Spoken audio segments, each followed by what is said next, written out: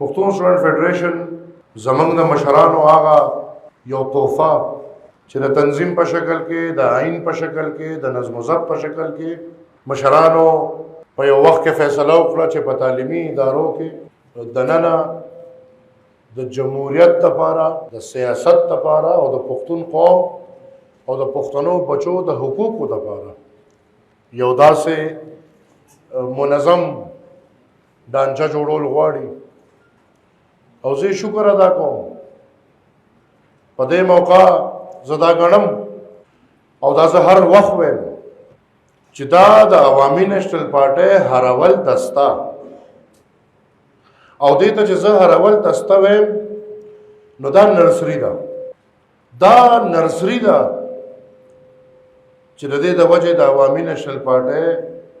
د نظریې د باچا خان بابا د سوچ او د فکر خاتمه ګرانه نه ناممکنه ده. ډېر خلک را پاسېدل او په دې وجه را پاسېدل چې موږ او تاسو د دې خاورې دپاره آواز اوچتو، موږ د خپل قام دپاره آواز اوچتو، موږ د خپل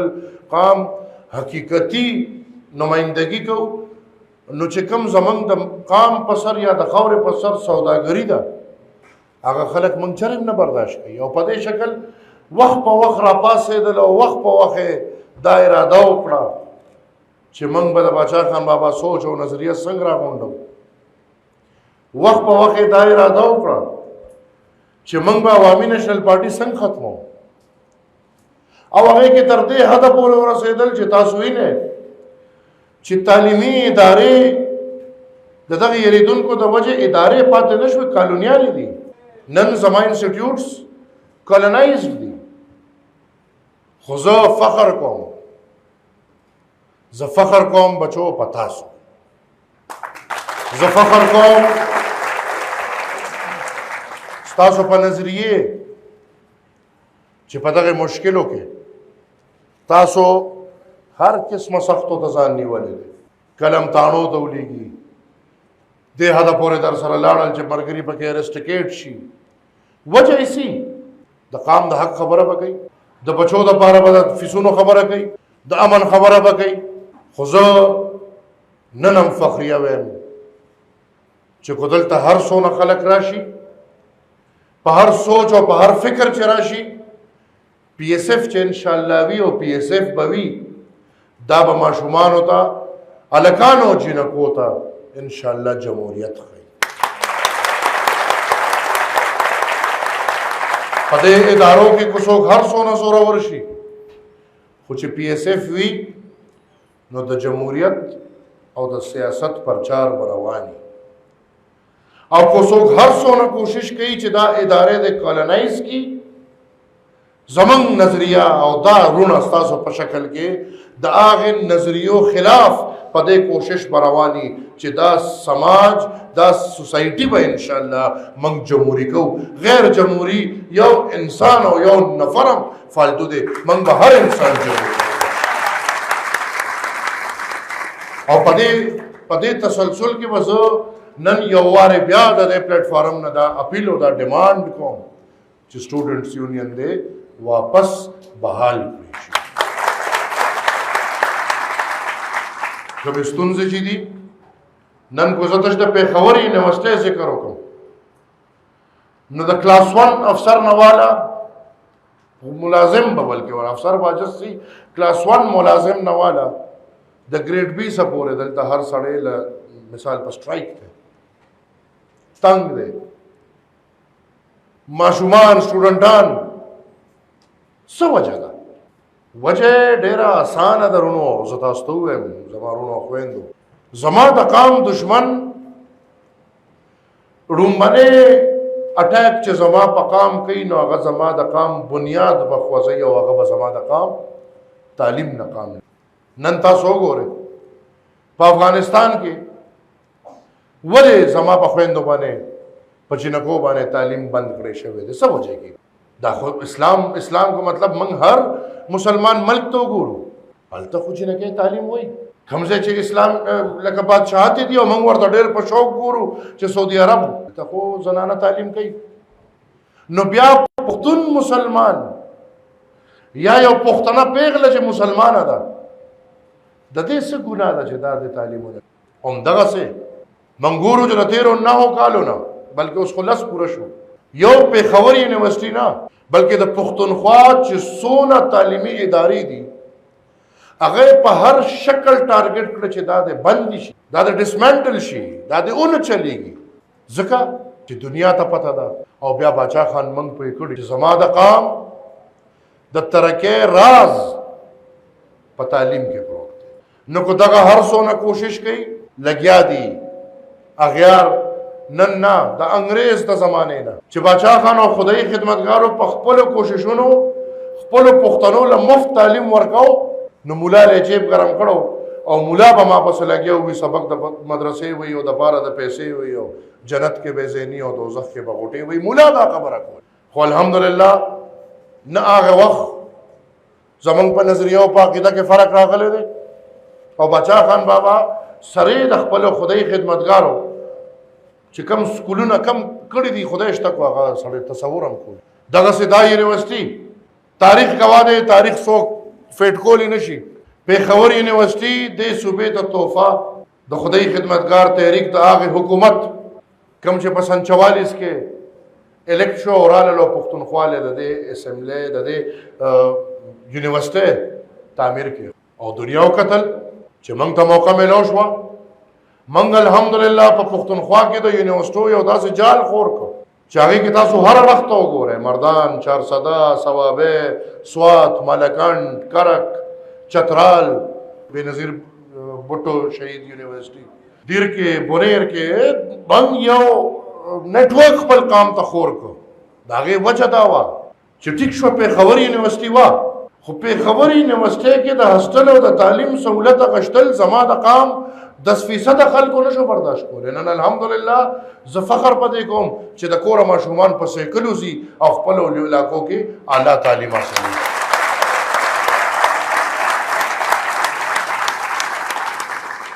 او ګران وروڼو همدغه شی چې خور شو نو موږ منې کړی شو حمله وشوه په دې نظام خو موږ د دې نه یو وروسته شوي او نه ترې وروسته کېږي لهذا د راروان ځل دپاره عوامي نیشنل پارټۍ یو نورم مهم یو نورم ډراسټک اپروچ د خپلو بچو د تعلیم ده هغې کې لومبنۍ خبره ډېر خلک وایي چې دا ناممکنه ده انشاءالله عوامي نیشنل پارټۍ چې کوم اعلان وکړي هغه ناممکنه نه وي هغه به موږ ممکن کوو زما په پښتونخوا کې په دې وخت کې 15,000 ماشومان تقریبا اعلی تعلیم حاصلوي په ټوله پښتونخوا کې انشاءالله عوامي نیشنل پارټۍ دا نظریه راوړې ده که چېرې عوامي نیشنل پارټۍ ته موقع میلاو شوه نو دا 15,000 ماشومان به بغیر د فیس مفت اعلی تعلیم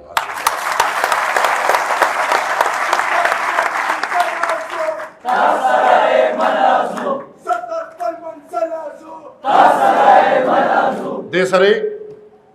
د مفت تعلیم حاصلولو مطلب چې د دغې ماشومانو چې څه خرچه اخراجات دي دا به سرکار مني لہذا چې سرکار هغه پیسې ورکوي نو انشاءالله د کلاس 1 نه والا کلاس 20 پورې چې کم افسرانو دره تنخواه مسله ده دا به دقې سره عوامي نیشنل پارټي یقیني کوي چې یو خادم چې دی د دې ماشومانو خدمت له راغلی دی که هغه کلاس 1 کې دی او که هغه کلاس 20 کې دی دا د دې ماشومانو د خدمت چې دغه خدمت کې زموږ د غاړې د مشرانو د هېڅ قسمه تاوان ونه رسي نو انشاءالله حکومت به دا یقیني کوي چې د یونیورسټو چې څه پوزیشن دی چې دا د واپس بحال شي او یو ملازم دی د تنخواه نه بغیر دې سره زموږ چې څونه طالب علمان زنانه ځکه چې موږ ایجوکیشن پروموټ کول غواړو موږ غواړو چې زما قام هلکان او جینکۍ د یو شان تعلیم حاصل کړي د هغې جینکو دپاره موږ د هغې فری ایجوکیشن سره سره دا هم یو نظریه لرو یو سوچ لرو چې هرې جینۍ ته به 15,000 روپۍ ماهانه منم هېڅ هم نه دی خو دونه د هغې پاکټ مني تصور کې یا د هغې خرچه ده میاشت چې هغې ته په کور باندې بوج نه راځي لہذا موږ به هرې جینۍ له 15,000 روپۍ میاشت سټایپنډ کړو دې سره زمونږ دا ټول سوچ د خپل قام او د خپل خاورې د ترقۍ دی. لہذا زمونږ چې یونیورسټیانو کې څونه پروفیسران صاحبان دي، اسوسیټ پروفیسرز، هر قسم هغوی ته به خاص 15 لکه روپۍ د ریسرچ لپاره میلاویږي. شرط به پکې زمونږ دی چې ریسرچ به په خپله خاوره کېږي.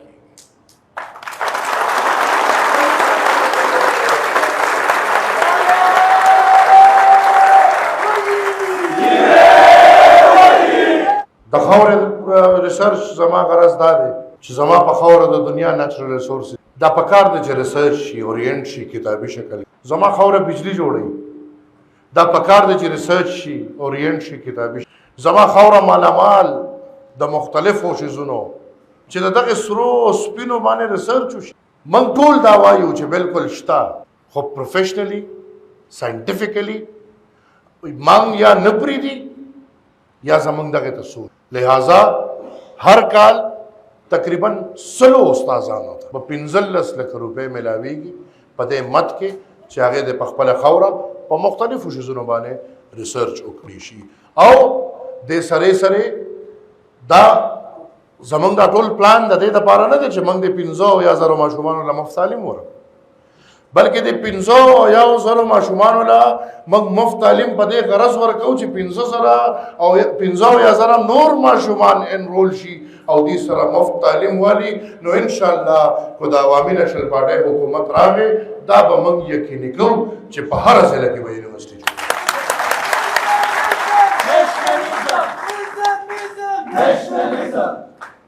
ګرانو بچو، ستاسو جذبو ته، ستاسو دې مینې ته، د باچاخانې سره چې کوم تاسو مثال ټول عمري دلته ملګرو ووې، دا واحد عوامي نیشنل پارټي ده چې دې کې یقین ساتئ چې انشاءالله نن د پی ایس ایف هر ځوان، هره پیغله د دا تمه لري چې دې د دې کې خواري کوي. عوامي نیشنل پارټي ده چې دې کې عمداسې ورکران زی، ښه مقامونه حاصلوي. زمونږ کو تاسو کابینې وګورئ نو د مرکز او د صوبې د نیمو نه زیات پکې زمونږ مثالونه پراته دي. میا افتخار صاحب ته تاسو وګورئ چې د میا افتخار صاحب کورنۍ مسلم لیګیان وو، دې نه ډېر کم خلک خبر. او میا صاحب ایز ا سټوډنټ پښتون سټوډنټ فیډریشن کې راغې، خاندان امځان سره راوست او نن تاسو وګورئ چې هغه میا صاحب په کوم مقام. سردار حسین بابک ته وګورئ، داسې د دنیا ستاسو مخامخ دي چې په مختلفو ځایونو کې ناست دي. نو زما دا خواهش دی او انشاءالله زما دا تمه ده چې زموږ په ځایونو به انشاءالله بچو تاسو خواري کوئ. دا مشرۍ تاسو حقدار یې. موږ اسم نور ستړي یو، حقیقت ووایو نو موږ ستړي یو. موږ غواړو چې قام راوچت شي او دا خپله ذمهواري په خپل لاس کې والي. تر هغې پورې به در سره یو انشاءالله چې تر څو په دې وجودونو کې صحیح عهدې شته نشته، دا زه هر ځای کې چغې وایم، دا موږ ته اثر نه غورځوي. ځکه چې موږ د هغې مشرانو نه پیدا یو یا د هغې نظریو کې خړپوسې موږ کړي دي چې کو موږ نیم یو نیم نه یو، د خپل قام یو، د خپل قام اواز به یو، د خپل قام ډال به یو او د خپل قام پہچان به. زه انشاءالله په دې تمه او په دې امید چې څونه ارګنایزنګ باډیز دي دې به بالکل فری اینډ فیر هر چا له موقع ورکوي، هیڅ قسمه خوښه ناخوښه به پکې نه کوي. دوی چې کوم عهد کړی دی په هغه عهدونو به پوره رسي او انشاءالله خپل بچو ته یا خپل تنظیم ته، خپل پی ایس ایف ته به خپل میدان کلو پرېږدي. هر چا نه مې دا تمه ده چې د فارم سازۍ په پروسس کې ښه پوره حصه والی، تنظیم سازۍ کې ښه پوره حصه والی او انشاءالله تنظیمونه چې جوړ شي بیا به په یو نوي شکل کې مزید پرمختګ کوو. زه د ټولو ډېر مشکور یم. خبرې را سره ډېرې دي خو تاسو ټولو ته پته ده چې زموږ دلته تا کال کې یو جلسه ده. انشاءالله عوامي نیشنل پارټۍ یو ماحول جوړ کړی دی. تاسو وینئ چې دې وخت کې په میدان څوک هم نشته، ټول په سوړو ننوتې دي. چې څوک لږ لږ راوتي وو هغه چې د نیب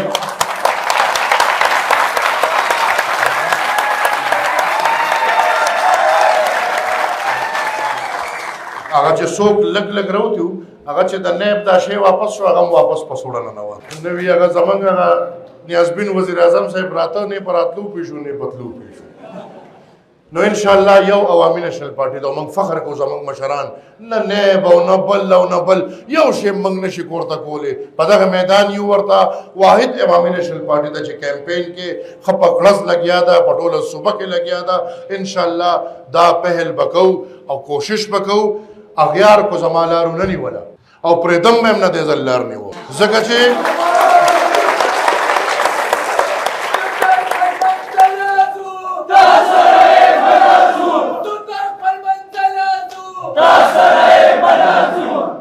زکه چې زه د اغیار ته وایم چې زه جمهوری یم د جمهوری خلکو وارث یم جمهوریت خوښوم آئین خوښوم د آئین د لاندې د جمهوریت د لاندې خپل قام لا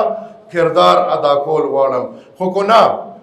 تاسو دغه لار نه پرېږدئ په ما نو د خپل قام حق به ګټم نو بیا کو بله لار اپناوم نو بیا به ګورې خدای مکه دغه نه یو چې دا په سوړو ننوتل بیا خدای مکه او زه بار بار وایم چې خدای مکه کو به موږ د جمهوریت لاره بندېږي نو موږ به بیا مجبوراً د جمهوریت لارې نه بلې لارې ته اوړو نو کو هغې لارې ته اوړو نو هغه د چا دپاره فایده نه کوي او تاسو دپاره خو یې بلکل نه کوي او زه د خپلې نظریې د وجې تر حد الوسع کوشش به زما دی چې جمهوریت په لار ودرېږم زما د جمهوریت لارې منیسئ انشاءالله کو زما لار چا ونه نیوله زه درله مبارکیم در کوم یعنی ډېر سخت حالات دي تاسو معیشت ته وګورئ او تاسو بیا د پښتونخوا دفاعي حالات وګورئ ډېر سخت حالات دي خو په سختو حالاتو کې د قام خدمت شوی دی د قام په شا څوک ودرېدلي دي یا په سختو کې د قام ترمنځ څوک ولاړ دي نو هغه عوامي نېشنل پارټي ده عوامي نېشنل پارټي به دا ذمواري لري انشاءالله خپل قام به زه په اخره کې یو وارې بیا د خپلو ډاکټرانو صاحبانو به حد شکریه ادا کوم او حقیقت دا دی چې ستاسو دلته موجودګي موږ له دې بچو له لوی ډاډ ورکوي ځکه چې دی ستاسو په شکل کې ځان لیدی شي او دا تاسو نه چې مخامخ ناست دي الحمدلله دا د پی ایس ایف ګل لہذا دا زما لپاره لوی د فخر او د وقار خبره زه شکریه ادا کوم د ټولو تنظیمونو د ټولو ملګرو په خصوصي توګه د خپلو خویندو شکریه ادا کوم چې دلته راغلې او ډېر رونق محفل ورکړ ډېره مهرباني وسلام